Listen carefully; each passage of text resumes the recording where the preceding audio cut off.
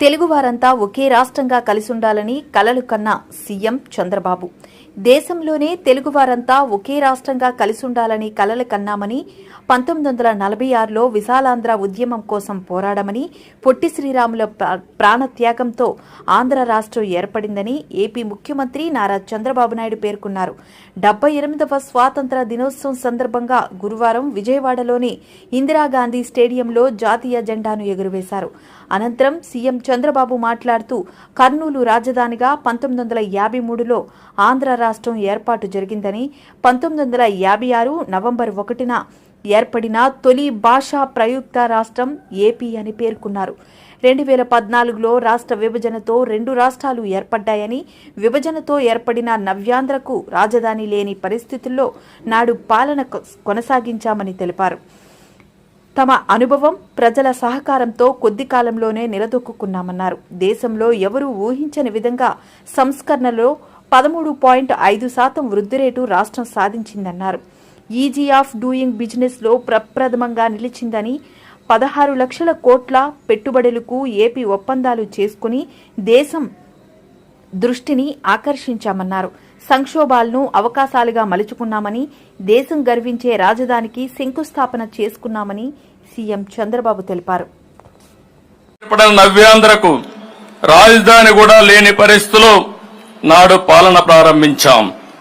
ఎక్కడ కూర్చుని పని చేయాలో కూడా తెలియనటువంటి అనిశ్చిత పరిస్థితి నుంచి పాలన మొదలుపెట్టి ప్రభుత్వాన్ని పట్టాలు ఎక్కించాం.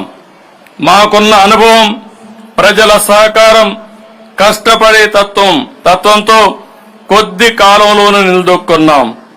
సంక్షేమ అభివృద్ధి కార్యక్రమాలకు రూపకల్పన చేసుకుని వేగంగా ముందుకు సాగాం. దేశంలో ఎవరు ఊహించిన విధంగా సంస్కరణలతో, సమర్థవంతమైన నిర్ణయాలతో, సరికొత్త పాలసీలతో 13.5% వృద్ధి రేటుతో దేశంలో టాప్ 3 రాష్ట్రాల్లో ఒకటిగా సగర్వంగా నిలబడ్డాం. 120కి పైగా సంక్షేమ పథకాలతో ప్రజల జీవన ప్రమాణాలు మెరుగుపరిచాం. ఈజ్ ఆఫ్ డూయింగ్ బిజినెస్ లో ప్రథమంగా నిలిచాం. 16 లక్షల కోట్ల పెట్టుబడులకు ఒప్పందాలు చేసుకుని దేశం దృష్టి ఆకర్షించాం. 14-19 కాలంలో రాష్ట్రం అన్ని రంగాల్లో అనూహ్యంగా దూసుకుపోయింది. దేశంలో నాడు ఆంధ్రప్రదేశ్ ఒక పెద్ద బ్రాండ్ గా ఆవిష్కృతమైంది. రాజధాని లేని రాష్ట్రం అని బాధపడుతూ కూర్చోలేదు. క్రైసిస్ నుంచి ఆపర్చునిటీ ఎదుర్కొన్నాం. ఆ క్రమంలో రాష్ట్రానికి నడిబొడ్డుగా ఉండే అమరావతి ప్రాంతంలో దేశం గర్వించే రాజధానికి శంకుస్థాపన చేసుకున్నాం.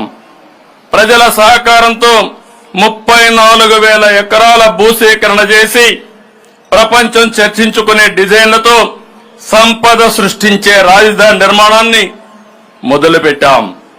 మనది వ్యవసాయ ఆధార రాష్ట్రం. రైతు బాగుంటేనే రాష్ట్రం బాగుంటుందని నేను ఎప్పుడూ నమ్ముతాను.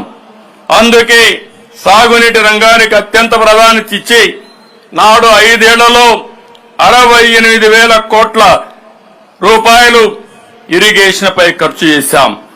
రాష్ట్రానికి జీవనాడి అయిన పోలవరం ప్రాజెక్టుకి అత్యంత ప్రాధాన్యత ఇచ్చాం. ఒక యజ్ఞంలా పోలవరాన్ని నాడు పరుగులు పెట్టించి 73% పనులు పూర్తి చేశాం. తెలుగుదేశం ప్రభుత్వం కొనసాగి ఉంటే ఈ పాటికే పోలవరం పూర్తయి ఆ ఫలాలు రాష్ట్రం ప్రజలు పొందేవాళ్లు.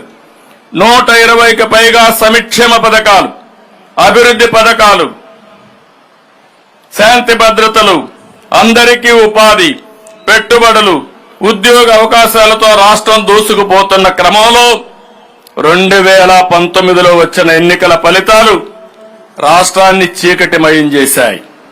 ఒక్క ఛాన్స్ పేరుతో అధికారంలోకి వచ్చిన పాలకులు కని విని ఎరుగని విధ్వంసాన్ని సృష్టించారు. వ్యవస్థల్ని చెరబట్టారు. బాధితుల్ని నిందితులుగా చేసి ప్రజాస్వామ్యాన్ని అపహాస్యం చేశారు. నియంత పోకడలతో, పరదాల పాలనతో రాష్ట్రాన్ని రావణ కాష్టం చేశారు. ప్రభుత్వం ప్రభుత్వ టెర్రరిజానికి నాంది పలికారు. ప్రజల ప్రభుత్వ భూములు ఆస్తుల్ని దోచుకున్నారు.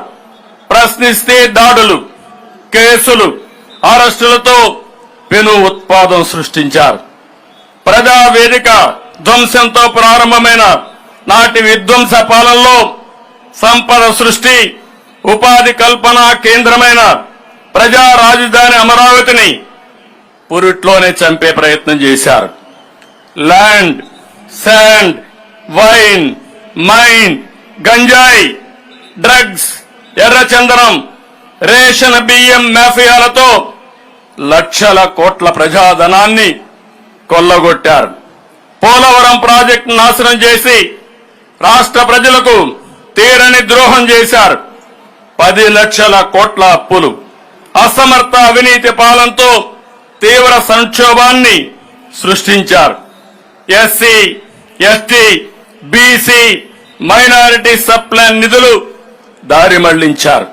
గత ప్రభుత్వ విధ్వంస దోపిడీ విధానాలతో రాష్ట్రం 30 ఏళ్ల ఎన్నికెళ్లిపోయింది. రాష్ట్ర విభజన కంటే కూడా 1924 మధ్య జరిగిన రివర్స్ పాలన వల్లనే రాష్ట్రం ఎక్కువగా నష్టపోయింది.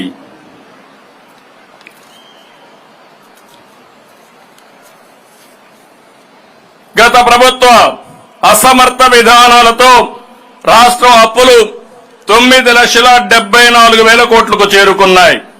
తలసరి అప్పు 74,790 రూపాయల నుంచి 1,44,336 రూపాయలకు పెరిగింది. తలసరి ఆదాయం 13.2% నుండి 9.5% తగ్గింది.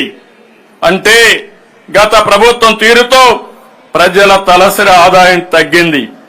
మరోవైపు ద్రవ్యోల్బణం పెరిగింది. దీన్ని బట్టి పేదవారికి ఉపయోగపడే కార్యక్రమం